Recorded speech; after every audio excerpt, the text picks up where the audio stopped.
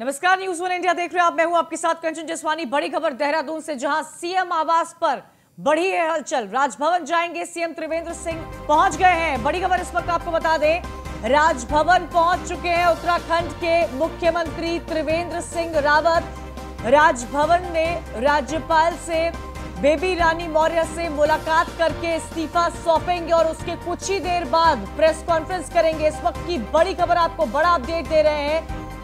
CM आवास पर हलचल बढ़ गई है। राजभवन पहुंच चुके हैं त्रिवेंद्र सिंह रावत।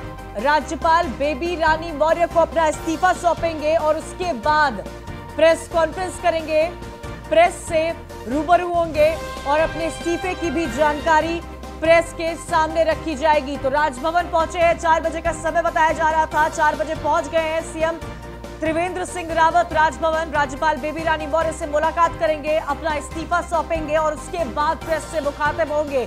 अगले चेहरा, अगला दावेदार उत्तराखंड का मुख्यमंत्री में इस रेस में कई सारे लोग शामिल हैं। धन सिंह रावत का नाम सामने आ रहा है, सत्यपाल महाराज का नाम सामने आ रहा है, अनिल बलूनी का भी नाम सामने आ रहा है। अनिल बलूनी एक समय, आपको बता दें, गुजरात के राज्यपाल का ओएसडी हुआ करते थे। उस समय से बलूनी का प्रधानमंत्री मोदी से बेहतर संबंध है। प्रधानमंत्री के कृपा से ही वो मीडिया प्रभारी और राज्यसभा सांसद बने हैं, लेकिन तबियत की वजह से अनिल बलूनी का नाम थोड़ी रेस में पीछे आ रहा है। फहीम तना, रेजिडेंट एडिटर, हमारे साथ जुड़ गए। फहीम, पहुंच चुके हैं राज्यपाल राजभवन, उत्तराखंड के मुख्यमंत्री त्रिवेंद्र सिंह रावत किसी भी पल अपना इस्तीफा सौंप सकते हैं। जल्दी से इनपुट्स दे दीजिए।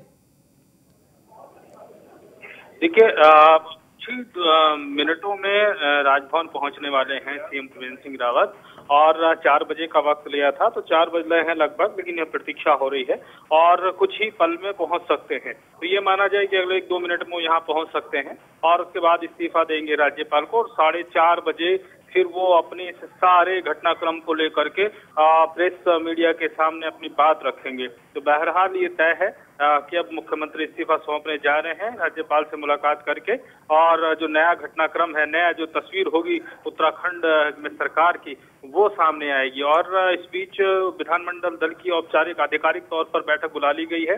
केंद्रीय ऑब्जर्वर रमन सिंह शाम 6 से 7 बजे के मध्य देहरादून पहुंचेंगे और कल 11 बजे विधानमंडल दल बीजेपी की बैठक बुलाई गई है। ये जो बीजेपी का जो मुख्यालय है, प्रदेश मुख्यालय, वहां पर ये बैठक बुलाई गई है। इस विधानमंडल दल की बैठक के लिए सभी विधायकों को और मंत्रियों को सूचित किया जा रहा है, सूचना दी जा रही है और आधिकारिक तौर पर इस की जानकारी बीजेपी मीडिया प्रभारी की तरफ से दी गई है। धन सिंह रावत, सत्यपाल महाराज, अनिल बलूनी, इन सब का नाम जोरों पर आगे चल रहा है।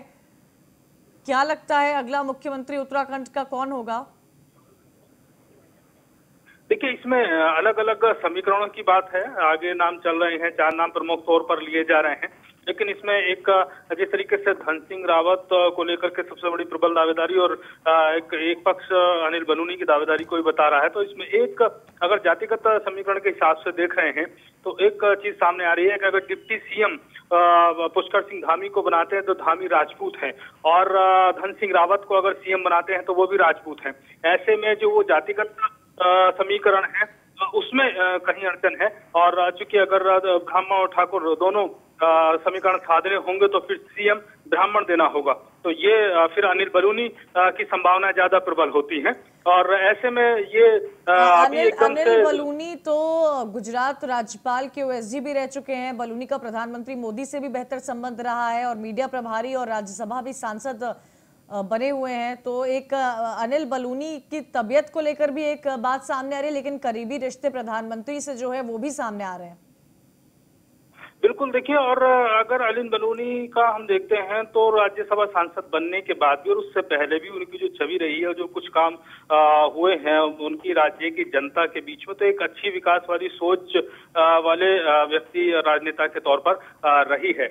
लेकिन उसमें कई अलग अलग तरीके की बातें भी सामने आ रही, क्योंकि स्पष्ट तौर पर जब तक काला कमान की तरफ से घोषणा नहीं हो जाती है तब तक कहना थोड़ा मुश्किल होगा कि इनमें से कौन बाजी मारेगा। लेकिन सबके साथ अलग अलग पॉइंट जुड़े हुए हैं। अगर अनिल बलूनी के हिसाब से भी देखते हैं, चूंकि राज्यसभा सांसद है तो राज्यसभा की सीट खाली होगी और यहाँ विधानसभा की सीट से उनको एक चुनाव लड़ाना होगा सीएम बनाने के लिए 6 महीने के अंदर अंदर। तो 2 चुनाव ये होंगे और अगर धन सिंह रावत को मुख्यमंत्री बनाया जाता है तो जाहिर सी बात है चुनाव कराने की कोई आवश्यकता नहीं, वो खुद मंत्री है और श्रीनगर सीट से विधायक हैं, तो लिहाजा ऐसे में उनकी प्रबल संभावना है। तो ये अलग अलग स्थिति सामने आ रही है। मुख्यमंत्री कहा जा रहा है कि मुख्यमंत्री त्रिवेंद्र सिंह रावत खुद ये चाहते हैं कि अगर चेंज होना है तो फिर धन सिंह रावत को ही मुख्यमंत्री बनाया जाए, और लेकिन बाकी लोगों में फिर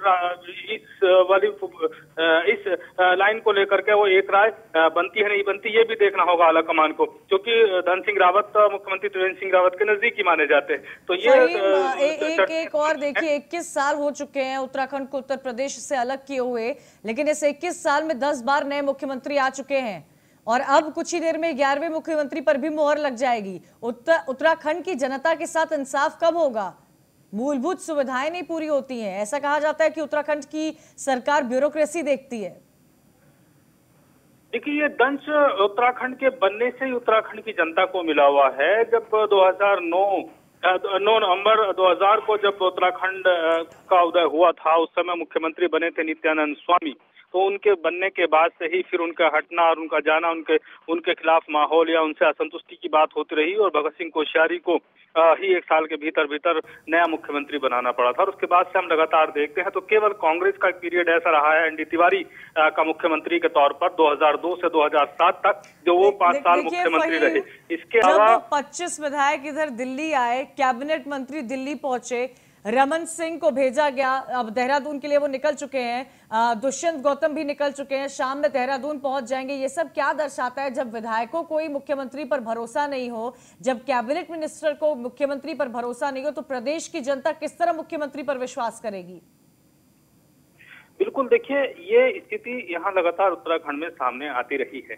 एक चीज और याद दिला दूं, देखिए कि जब 2017 में बीजेपी चुनाव जीती और प्रचंड बहुमत की 57 सीटें जनता ने दी, तो लेकिन उसके बावजूद इसी बीच एक बड़ी खबर देहरादून से ये भी आ रही है कि सियासी उठापटक के बीच देर शाम तक ऑब्जर्वर रमन सिंह देहरादून पहुंचेंगे।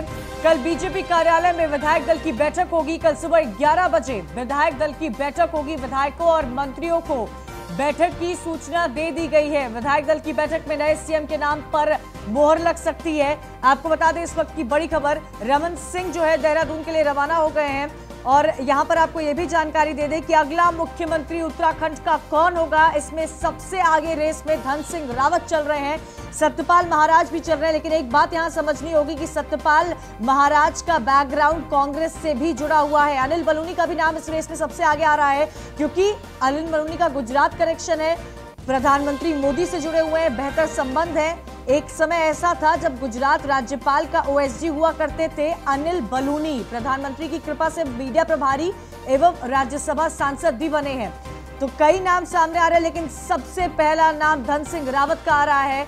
और यह भी समझना होगा कि इस बार उत्तराखंड को पहली बार ऐसा होगा कि इतने छोटे से राज्य को डिप्यूटी सीएम दिया जा रहा है।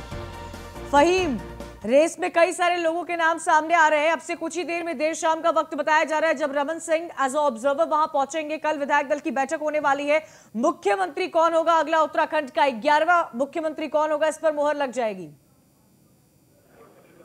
बिल्कुल, देखिए विधानमंडल दल की बैठक के बाद ये साफ हो जाएगा आधिकारिक तौर पर कि कौन होगा उत्तराखंड का मुख्यमंत्री। लेकिन उससे पहले जैसा कि मुख्यमंत्री पद के लिए रेस है, या रेस कहें इसको या फिर लोगों जो आलाकमान की लिस्टिंग कहें, तो लेकिन अभी कयास और आकलन है अपने अपने हिसाब से, और चूंकि ये प्रक्रिया होती है, हालांकि मुझे बहुत हद तक लगता है कि जो आलाकमान ने तय कर रखा है निश्चित तौर पर कि किसको मुख्यमंत्री बनाना है और किसको डिप्टी सीएम बनाना है, ये तय है। लेकिन चूंकि एक प्रक्रिया होती है, ऐसे हालात में ऑब्जर्वर भेजे जाते हैं, राय मशवरा किया जाता है, रायशुमारी फिर आलाकमान को बताया जाता है, फिर जिसको सीएम को हटाना होता है मंत्री उनको बताया जाता है। तो ये जनता पार्टी को अपनी पॉलिटिकल स्ट्रैटेजी पर काम करना चाहिए। अगले साल चुनाव हो जाएंगे, 18 तारीख को उत्तराखंड की सरकार को 4 साल भी पूरे हो जाएंगे। लेकिन ये वो वक्त सामने आया है जब विधायकों ने अविश्वास दिखाया है मुख्यमंत्री के लिए। कैबिनेट मिनिस्टर्स ने अविश्वास दिखाया है। क्या इसका असर जो हलचल देहरादून से लेकर दिल्ली में उत्तराखंड को देखने को लेकर हो रही है, क्या उसका असर आगामी बंगाल चुनाव में देखने को मिलेगा? ये एक बड़ा अहम सवाल है और यही सोचते हुए, क्योंकि 5 राज्यों में चुनाव है और उत्तराखंड में ऐसी अगर उथल पुथल जाती है तो ये माना जा रहा था कि बीजेपी आलाकमान शायद उतना रिस्क या उतना जोखिम नहीं लेगा है बदलाव का, क्योंकि फिर उसका एक दूरगामी मैसेज जाता है और अभी चुनाव चल रहे हैं, एक उथल पुथल अस्थिरता का मैसेज जाता है। तो जाहिर सी बात है कि ये एक बड़ा पहलू है इसका, और वो कितना असर पड़ेगा वहां वो तो कहना मुश्किल है, उसकी कितना होगा, लेकिन इतना जरूर है कि इस घटनाक्रम को लेकर के, उत्तराखंड के घटनाक्रम को लेकर के बाकी चुनावी राज्यों में भी मंथन किया जाएगा, चर्चा की जाएगी और उसको गंभीरता के साथ लेंगे लोग कि वहां क्या हुआ है और 4 बजे का वक्त क्या दिया होगा। गया लेकिन था फहीम राजभवन पहुंचने का, राज्यपाल बेबी रानी मौर्य से मुलाकात करने का, क्या इस पर इनपुट मिल पा रहा है? किस वक्त प्रेस कॉन्फ्रेंस करेंगे त्रिवेंद्र सिंह रावत? देखिए, राजभवन अभी सीएम पहुंचे नहीं हैं, अभी सीएम आवास में है, प्रतीक्षा की जा रही है। 4 बजे का समय था, चूंकि राजभवन और मुख्यमंत्री आवास की दूरी ज्यादा नहीं है, अगल बगल ही है, लेकिन मीडिया का जमावड़ा है मुख्यमंत्री आवास पर भी और राजभवन के गेट पर भी। बहरहाल अभी सीएम पहुंचे नहीं है त्रिवेंद्र सिंह रावत फहीम? अभी नहीं, सीएम आवास पर ही है और मुख्यमंत्री आवास पर सीएम है और राजभवन पहुंचेंगे, प्रतीक्षा उनकी हो रही है। जैसे मैंने कहा कि दोनों ही गेट पर मीडिया का जमावड़ा है, लेकिन अभी सीएम नहीं निकले हैं। तो चलिए, जो भी जानकारी होगी आगे आपसे लेंगे, लेकिन देखिए और समझने की कोशिश यहाँ पर बेहद जरूरी है। विधायकों और मंत्रियों को सूचना दे दी गई है कल के बैठक की। कल विधायक दल की बैठक होगी, नया सीएम उत्तराखंड का कौन होगा इसको लेकर घोषणा की जा सकती है। सियासी उठापटक के बीच देहरादून से ये बहुत बड़ा अपडेट सामने आ रहा है। धन सिंह रावत, सत्यपाल महाराज, अनिल बलूनी, इन सबके नाम इस रेस में आगे बढ़ रहे हैं, लेकिन देखना होगा कि आखिर पार्टी उत्तराखंड में किस नए चेहरे को सामने लाकर खड़ा करती है, क्योंकि अगले साल उत्तराखंड में चुनाव होने वाले हैं। उत्तराखंड के साथ साथ उत्तर प्रदेश में भी विधानसभा चुनाव होने वाले हैं। अब बड़ी खबर का सीधा रुख करते हैं, देहरादून से आ रही अब से किसी भी वक्त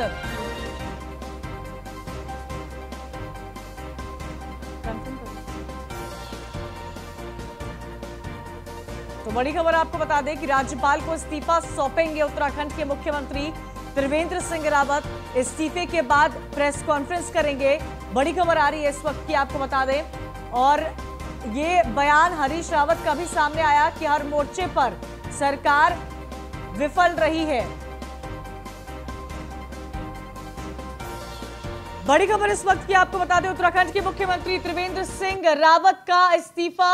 जिंदाबाद जिंदाबाद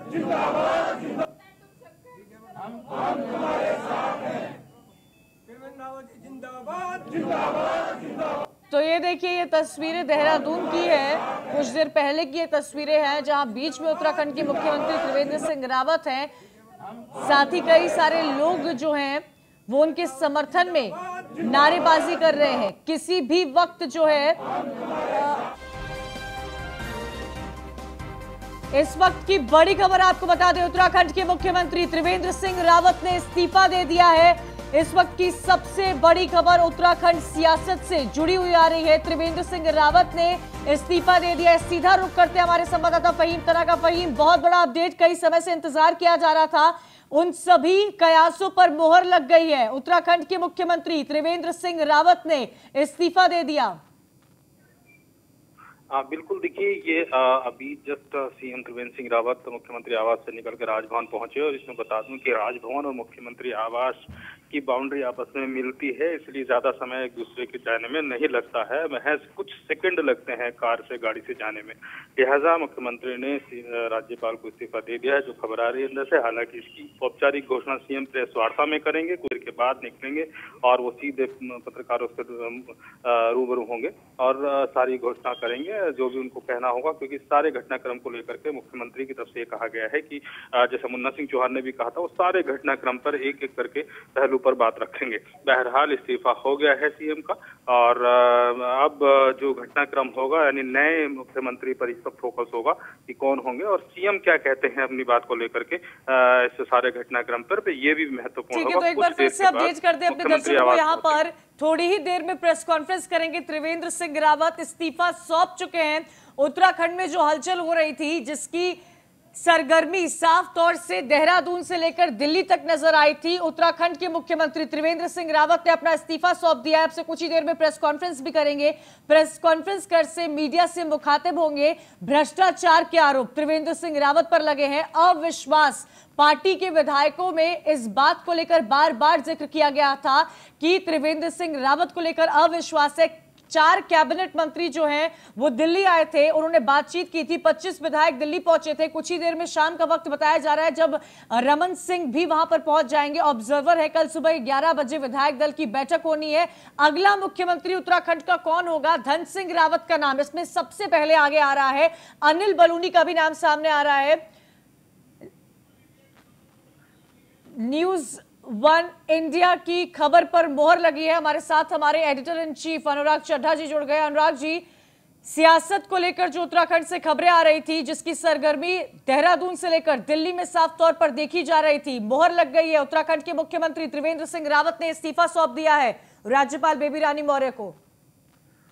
जी बिल्कुल कलचन, जिस तरीके से हम लोग सुबह से इस बात पर लगातार चर्चा कर रहे थे कि उत्तराखंड के मुख्यमंत्री त्रिवेंद्र सिंह रावत को आवेदन मिलेगा या नहीं मिलेगा, तो चर्चा का विषय यही था कि जिस तरीके से केंद्र से पर्यवेक्षक उत्तराखंड में गए थे, उसके बाद पर्यवेक्षक ने अपनी रिपोर्ट आलाकमान को सौंपी। फिर उत्तराखंड के मुख्यमंत्री लगातार दिल्ली का उन्होंने दौरा किया।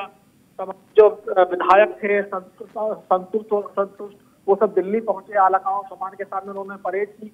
तो ये जो घटनाक्रम था, ये एक ऐसा घटनाक्रम था जो इस तरह इशारा करता था कि अब उत्तराखंड के जो मुख्यमंत्री त्रिवेंद्र सिंह रावत थे, उन पर जो संकट के बादल है वो पूरी तरह से मंडरा रहे हैं। आखिरी उन्होंने कोशिश की अपने आप को बचाने की, अपनी कुर्सी को बचाने की, लेकिन अंततः वह सफल नहीं हो पाए। तो उन्होंने जो तमाम जो अटकलें थी उन पर मोहर लगा दी है। और सबसे पहले न्यूज 1 इंडिया चैनल ने ये खबर दी थी कि दिल्ली से उत्तराखंड के लिए रवाना हो चुके हैं त्रिवेंद्र सिंह रावत, और शाम को वो प्रेस कॉन्फ्रेंस करेंगे, राज्यपाल से मिलेंगे और उसके बाद फिर वो इस्तीफा देंगे। अनुराग जी, क्या लगता है अगला मुख्यमंत्री उत्तराखंड का कौन होगा? धन सिंह रावत का नाम आ रहा है, सत्यपाल महाराज का आ रहा है, अनिल बलूनी जो कि प्रधानमंत्री मोदी से काफी करीब है, उनका भी नाम इस रेस में सबसे आगे आ रहा है। देखिए, उत्तराखंड का मुख्यमंत्री बनने के लिए कई लोग रेस में लगे हैं, लेकिन जो हमारे पुख्ता सूत्र हैं वो इस बात की तरफ इशारा करते हैं कि धन सिंह रावत ने उत्तराखंड के मुख्यमंत्री बनने की जो रेस थी उसमें बाजी मार ली है। राजनीति में घटनाक्रम बनते और बिगड़ते रहते हैं। मैंने कई ऐसे राजनीति में घटनाक्रम देखे हैं कि जब आलाकमान ने किसी का नाम फाइनल कर दिया और अंतिम क्षणों में मुख्यमंत्री का नाम बदला गया है। फिलहाल जो हमारे पास जानकारी है वो धन सिंह रावत के बारे में पुख्ता जानकारी है कि वही उत्तराखंड के अगले मुख्यमंत्री होंगे। इसके अलावा उत्तराखंड में एक नई पोस्ट क्रिएट की गई है डिप्टी सीएम के नाम की। पहली बार उत्तराखंड में एक डिप्टी सीएम होगा, उसमें उसका भी नाम हम अपने दर्शकों को बता चुके हैं। तो फिलहाल धन सिंह रावत का नाम प्रमुखता से चल रहा है और जिस तरीके से उनको वीआईपी कल्चर अभी से देने की शुरुआत हो गई है, उनको श्रीनगर लेने सरकारी हेलीकॉप्टर जाता है। इसके अलावा जो धामी विधायक हैं उनके लिए एक चॉपर जाता है। तो ये इस तरफ इशारा करता है कि जब सरकारी मशीनरी के पास ये मैसेज पहुंच जाता है कि अब जो सत्ता है वो किसके हाथ में आने वाली है, कौन उसका सबसे पहला उत्तराधिकारी होगा, तो उनके पास सरकारी मशीनरी पहुंचनी शुरू हो जाती है, प्रोटोकॉल मिलना शुरू हो जाता है। तो कुल मिलाकर धन सिंह रावत का नाम प्रमुखता से आगे चल रहा है, लेकिन अभी भी कई ऐसे लोग हैं, चाहे वो अजय भट्ट हो, अनिल बलूनी हो। अनिल बलूनी के बारे में हर व्यक्ति जानता है कि वो प्रधानमंत्री नरेंद्र मोदी के भी बेहद खास है और भारतीय जनता पार्टी में नंबर 2 की अहमियत रखने वाले अमित शाह के भी वो बेहद खास हैं। तो ऐसे में भले ही धन सिंह रावत का नाम सबसे आगे चल रहा हो, लेकिन अभी भी जो अंतिम क्षण है उसमें कुछ भी बदल सकता है। रेस में जो भी लोग हैं वो अपनी अपनी लॉबिंग करने में पूरी तरह से जुट गए हैं। उनमें से अनिल बलूनी भी हैं, उसमें से अजय भट्ट भी हैं, सतपाल महाराज भी हैं। कई ऐसे लोग हैं जो अभी भी उन्होंने अंतिम सांस नहीं छोड़ी है। उनको लगता है कि पता नहीं कौन सा राजनीति में जो तुक्का है वो काम आ जाए, कौन सी लॉबिंग काम आ जाए। लेकिन फिलहाल जो बॉडी लैंग्वेज धन सिंह रावत की है वो पूरी तरह से ये हमारे सूत्रों को पुख्ता करती है कि अगले मुख्यमंत्री धन सिंह रावत ही होंगे। अनुराग, क्या आपको लगता है कि जो कुछ भारतीय जनता पार्टी का असर उत्तराखंड में देखने को मिला है, इसका आने वाले आगामी बंगाल चुनाव में इसका असर देखने को मिलेगा? क्योंकि 4 साल पूरे हो जाएंगे उत्तराखंड में 18 तारीख को भारतीय जनता पार्टी की सरकार को। देखिए, हर राज्य की जो राजनीतिक, जातिगत और भौगोलिक स्थिति होती है वो अलग होती है, लेकिन इतना जरूर है कि जिस तरीके से भारतीय जनता पार्टी जिन राज्यों में चुनाव होने वाले हैं और मुख्य तौर पर उसके एजेंडे पर बंगाल है, वहां पर वो लगातार एग्रेसिव कैंपेन कर रही है। तो वहीं ममता की भी पुरजोर कोशिश रहेगी कि जो भी भारतीय जनता पार्टी का एक मुख्यमंत्री वो लोग अब चेंज कर रहे हैं उत्तराखंड में, तो वहां पर उनका मुख्यमंत्री कुछ काम नहीं कर पाया, लगातार वो अपने पार्टी के ही लोगों के निशाने पर रहा। तो कहीं ना कहीं ममता बनर्जी वहां पर पॉलिटिकल गेम जरूर खेलने की कोशिश करेंगी, लेकिन उत्तराखंड के लिहाज से पीएसआर का जो फेस था वो बदलना बेहद जरूरी था, क्योंकि लगातार पिछले 1 से 1.5 साल से उत्तराखंड से लगातार ये खबरें आ रही थी कि उत्तराखंड में चेहरा का परिवर्तन किया जाएगा, लेकिन आला कमान ने बहुत लंबा वक्त खींच लिया उत्तराखंड का मुख्यमंत्री बदलने के लिए। लगातार उनके पास पॉलिटिकल इनपुट आ रहे थे, इंटेलिजेंस का इनपुट आ रहा था, और जब अब आला कमान को लगा कि हम जो पानी है बिल्कुल सर से ऊपर जा चुका है, तो उन्होंने ये फैसला लिया कि वहां पर पर्यवेक्षक भेजे जाएं और जो एक्चुअल स्थिति है ग्राउंड की, विधायक क्या कहते हैं, मंत्री क्या कहते हैं और संगठन क्या कहता है, ये सब तमाम बातें जब पर्यवेक्षक जो वहां पर गए थे, रमन सिंह और दुष्यंत वहां पहुंचे थे, तो उन्होंने तमाम तरह की जो रिपोर्ट थी आला कमान को सौंपी, और जो राष्ट्रीय अध्यक्ष जेपी नड्डा हैं वो भी पर्यवेक्षक की रिपोर्ट से संतुष्ट हुए। लेकिन भारतीय जनता पार्टी में एक संविधान है, संविधानिक पार्टी ये है, तो उसके बाद जो विधायक थे उत्तराखंड के उनको वहां बुलाया गया, पीएसआर को भी अंतिम अपना जो बात थी उसको रखने का मौका दिया गया। हालांकि अंतिम क्षणों में जेपी नड्डा और ना तो अमित शाह दोनों ने त्रिवेंद्र सिंह रावत से मुलाकात की, बस उसी से ये घटनाक्रम समझ में आ गया था कि अगर जिस व्यक्ति को अनुराग, आपको क्या ये नहीं लगता है कि भारतीय जनता पार्टी ने इस चीज में देरी कर दी है? 18 मार्च को 4 साल पूरे हो जाएंगे, अगले साल चुनाव होने वाले हैं। जब विधायकों का मुख्यमंत्री पे भरोसा नहीं, जब कैबिनेट मिनिस्टर का मुख्यमंत्री पे भरोसा नहीं, तो प्रदेश की जनता कैसे मुख्यमंत्री पे भरोसा करेगी? निश्चित तौर पर जब सरकार के 4 साल पूरे होने वाले हैं और 4 साल में जो भी मुख्यमंत्री होता है, जो सरकार होती है, वो अपनी उपलब्धियां गिनाती है, लेकिन जब 4 साल पूरे होने पर जो भारतीय जनता पार्टी और जो संगठन है वो किस तरीके से जनता के बीच में जाएगा अपनी उपलब्धियों को लेकर, तो यहाँ पर विपक्ष को कहीं ना कहीं सरकार को टारगेट करने का एक मौका मिला है। और जो उत्तराखंड के पूर्व मुख्यमंत्री हरीश रावत हैं वो जरूर जो फ्रंट फुट पर आकर अब बैटिंग करेंगे। बिल्कुल, उनका बयान भी सामने आ गया है। लेकिन अनुराग, यहाँ पर ये भी मैं आपसे समझना चाहूंगी, 21 साल हो चुका है, एक छोटा सा एनालिसिस चाहती हूँ मैं। 21 साल हो चुका है उत्तराखंड को उत्तर प्रदेश से अलग किए हुए। 21 सालों में 10 नए मुख्यमंत्री देख चुका है उत्तराखंड, और उसके बाद कल इस बात पर भी मोहर लग जाएगी कि उत्तराखंड का अगला मुख्यमंत्री कौन होगा। वो शहादत की तस्वीरें आज मुझे याद आती है जो 21 साल पहले हम सबने देखी थी अपनी संस्कृति को बचाने के लिए। क्या ये पार्टियां जो मूलभूत जिस वजह से उत्तराखंड एक अलग राज्य बना था वो भूल चुकी है? सिर्फ भारतीय जनता पार्टी को दोष नहीं दिया जा सकता है, क्योंकि कांग्रेस की भी सरकार रही थी। देखिए कंचन, उत्तराखंड के बारे में मैं 3 बातें कहना चाहूंगा। पहली बात तो ये कि उत्तराखंड छोटा राज्य जरूर है, लेकिन जो वहाँ की राजनीति है वो बहुत ज्यादा तेज है। ठंडा प्रदेश जरूर है, लेकिन राजनीति पूरी वहाँ पर राजनीतिक गर्मी वहाँ पर है। और उत्तराखंड में इतनी बार सत्ता नहीं बदली है जितने वहाँ पर मुख्यमंत्री बदल गए। जिस तरीके से आपने भी आंकड़ा दिया कि 10 मुख्यमंत्री अब तक वहाँ बदले जा चुके हैं, तो राजनीतिक उठापटक उत्तराखंड में बहुत ज्यादा रहती है। जो भी मुख्यमंत्री यहाँ पर बनता है, सबसे पहले उसकी जिम्मेदारी होती है कि अपनी संगठन के लोगों को और जो उनके पार्टी के विधायक हैं, मंत्री हैं, उनको बैलेंस करके वो काम करें। लेकिन अक्सर देखने में आया कि पिछले करीब 8-10 सालों से जो भी मुख्यमंत्री वहां पर बनता है, वो सब विपक्ष का बाद में वो निशाने पर आता है। सबसे पहले वो अपने लोगों के निशाने पर आता है, अपनी पार्टी के लोगों के निशाने पर आता है। तो निश्चित तौर पर अगर उत्तराखंड में एक छोटा प्रदेश है और वहां पर उत्तराखंड का उत्तर प्रदेश से जो उत्तराखंड को अलग किया गया था, इसीलिए किया गया था कि उत्तराखंड का विकास नहीं हो पा रहा था। तो वहां पर जो भी मुख्यमंत्री बनता है तो वो विकास के एजेंडे पर आगे नहीं बढ़ता, अपने पार्टी जो लोग हैं उनके एजेंडे पर आगे नहीं बढ़ता, वो सिर्फ व्यक्तिगत एजेंडे पर आगे बढ़ता है। शायद यही वजह है कि ना तो उत्तराखंड का विकास उस तरह से हुआ है जिस तरह से होना चाहिए था, और उसकी वजह यही है अब जो राजनीतिक जो घटनाक्रम है वो लगातार वहां बदलता रहता है, तो इसलिए मुख्यमंत्री बदलते रहते हैं। अगर कोई मुख्यमंत्री विकास के एजेंडे पर काम करता, सरकार और संगठन को साथ लेकर चलता, तो निश्चित तौर पर इतने मुख्यमंत्री उत्तराखंड में कभी नहीं बदले जाते। जी गंचन। अनुराग, मुझे NH-74 का वो घोटाला याद है और ये बयान भी याद है जब मुख्यमंत्री ने खुद कहा था कि इस पर सीबीआई जांच होनी चाहिए, लेकिन वो जांच कहां है आज तक किसी को नहीं पता चली है।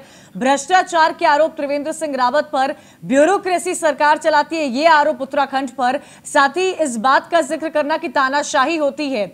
ये पहला बार नहीं हुआ है जब इस तरह की तस्वीर हमें देखने को मिली है। पिछले 1-1.5 साल से त्रिवेंद्र सिंह रावत को हटाने की कोशिश की जा रही थी। जो इतनी लेट फैसला आला कमान की तरफ से लिया गया है, क्या उसका नतीजा उत्तराखंड में जो अगले साल विधानसभा चुनाव होने वाले हैं उसमें देखने को मिलेंगे? देखिए, बिल्कुल सही बात कही आपने। NH-24 जो रोड थी उसको लेकर घोटाला हुआ था। इसके अलावा आबकारी विभाग के भी तमाम घोटाले वहां पर हुए। शराब का जो सिंडिकेट का काम था वो एक ही व्यक्ति को सौंप दिया गया, और इसके अलावा कई ऐसी त्रिवेंद्र सिंह रावत की नीतियां थी जिनको लेकर वो विपक्ष के निशाने पर तो बाद में आते थे, सबसे पहले अपनी पार्टी के लोगों के निशाने पर आते थे, और उनका जो तानाशाही वाला रवैया था वही उनको ले डूबा।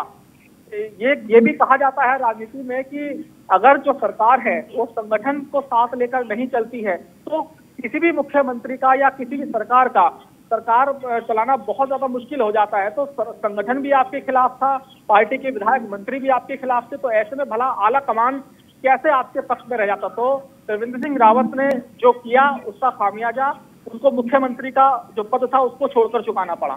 जी कंचन। शुक्रिया अनुराग हमसे जुड़ने के लिए।